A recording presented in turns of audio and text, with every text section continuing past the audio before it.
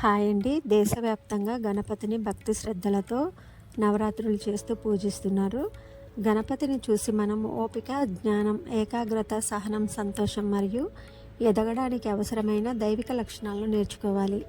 ఆయన ప్రతి అవయవం ఒక సందేశాన్ని ఇస్తుంది. ఉదాహరణకు పెద్ద చెవులు వినడం ద్వారా జ్ఞానాన్ని పొందడం, పెద్ద కడుపు దేనినైనా స్వీకరించే సహనాన్ని, జీర్ణించుకునే ఓపికను సూచిస్తుంది.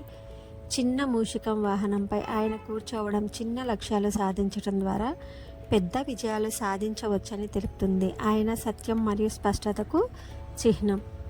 దేవగణాధిపత్యం కోసం భూమండలం చుట్టి రాకుండా తల్లిదండ్రుల చుట్టూ ప్రదక్షిణ చేశారండి గణపతి. ఒక తల్లిదండ్రుల మీద గౌరవం, తమ్ముని మీద ప్రేమ, గౌరవం గణపతిని చూసి నేర్చుకోవాలి. జగతిన తల్లిదండ్రుల కన్నా మిన్న లేనే లేరు అనేది గణపతి ద్వారా నేర్చుకోవచ్చు. గణపతి భారీ కాయంతో ఉన్నారనే కదండి గణపతిని చూసి చందమామ నవ్వింది. అందం, ఆకారం ముఖ్యం కాదండి, దేవతల చేతనే ప్రథమ పూజను అందుకునేంత ఆదిదేవునిగా ఉండడం ముఖ్యం. గణపతి బుద్ధికి, సిద్ధికి, అన్ని రకాల శుభకార్యాలకు ముందు కొలిచే దేవుడండి. అందుకే గణాధిపతి అయ్యాడు. క్షమాగుణం అనేది కూడా గణపతిని చూసి నేర్చుకోవచ్చు. పనిలో అలసత్వం కూడదు అనేది కూడా గణపతిని చూసి నేర్చుకోవాలి. ఎలా అంటారా? వేదవ్యాసుడు పంచమ వేదమని ప్రసిద్ధి చెందిన మహాభారతాన్ని అశువుగా చెబుతుంటే అదే వేగంతో గణపతి రచన చేశారు. ఓ దశలో గ్రంథం రాసేందుకు ఉపయోగించే గంటం విరిగిపోయింది. దీంతో గణపతి తన దంతాల్లోంచి ఒకదానిని విరిచి ఆ దంతాన్నే గంటంగా పట్టి గ్రంథ రచన సాగిస్తారు. ఆత్మగౌరవం కూడా గణపతిని చూసి నేర్చుకోవాలండి. ఒకసారి శ్రీ మహావిష్ణువు ఇంట్లో జరిగే శుభకార్యానికి దేవతలందరూ వెళ్తారు. స్వర్గలోకానికి గణపతిని కాపలాగా ఉంచి అందరూ వెళ్తారు. అయితే వినాయకుడి ఆకారం తమకు నచ్చనందునే ఆయన్ని అక్కడ ఉంచి వారు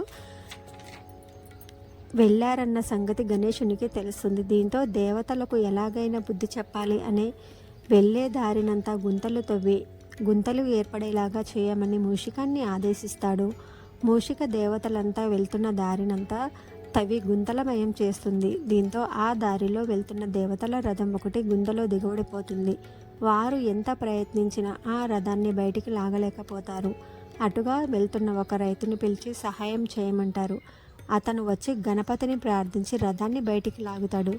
దాంతో దేవతలు ఆశ్చర్యపోతారు. వినాయకుడు అన్ని అవరోధాలను తొలగించే దైవం గనుక ఆయన్ని ప్రార్థించి రథాన్ని లాగానని రైతు చెప్పగానే దేవతల సిగ్గుతో తలదించుకుంటారు. వారు చేసిన తప్పు వారికి అర్థమై అందరూ వచ్చి గణపతిని క్షమాపణలు కోరుతారు. అందుకే ఆకారం ముఖ్యం కాదండి, ఆత్మగౌరవంతో వ్యవహరించడం చాలా ముఖ్యము. భగవంతుని దగ్గర భక్తి, క్రమశిక్షణ చాలా అవసరం.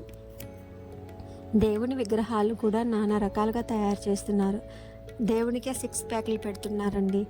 దేవుని రూపం మార్చేంత వాళ్ళమండి. ఆయన్ని పూజించే అవకాశం వచ్చినందుకు జన్మ ధన్యం అయిందనుకోవాలి. కానీ దేవుని ముందు వెలికి చేష్టలు చేయకూడదండి. గణేశుని దగ్గర ముఖ్యంగా క్రమశిక్షణ అనేది చాలా అవసరం అండి. నా వీడియో నచ్చితే లైక్ చేయండి.